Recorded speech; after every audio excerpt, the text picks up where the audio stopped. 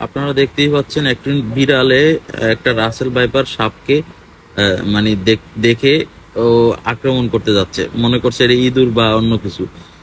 বিড়াল কিন্তু খুব দ্রুতগামী একটা জীব। সে সাপের থেকে অনেক দ্রুত হাত লড়াইতে পারে, এমনকি তার অঙ্গভঙ্গি ঘুরাইতে পারে। দেখেন, এটা কিন্তু রাসেল ভাইপার, বুঝছেন? যে রাসেল ভাইপার কিন্তু অরিজিনাল, যে রাসেল ভাইপার মরুভূমি দেশে থাকে সেটা সেটা অরিজিনালটা দেখেন।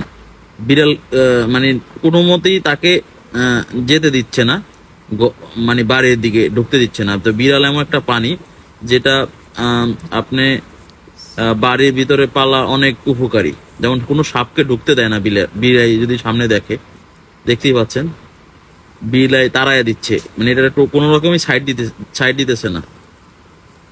আমরা কিন্তু রাত্রের বেলায় এটা লাইট, মানে লাইট ধরে আপনাদেরকে দেখাচ্ছি আর কি। লাইট মেরে মেরে আমরা ভিডিওটা করছি, আপনারা দেখতেই পাচ্ছেন। দেখেন সাপে কত আক্রমণ করতেছে রাসেল ভাইপার। বিলাইও কিন্তু সে না, সে বুঝতে পারছে এটা যে সাপ। এখন সে সরে সরে দাঁড়াচ্ছে। খুব মারাত্মক একটা সাপ, যেটা ইতিমধ্যে বাংলাদেশে খুব আক্রমণ করতেছে এখন ইদানিং। প্রচুর পরিমাণ ভাইরাল এই সাপটা এখন বাংলাদেশে। তো সবাই সাবধানে থাকবেন এই সাপটা থেকে।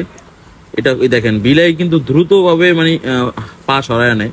কারণ হলো জানে এটার কামড় খেলে সহজে সে টিকতে পারবে না, এই জন্য সে ভয় করে, দূরে থাকে।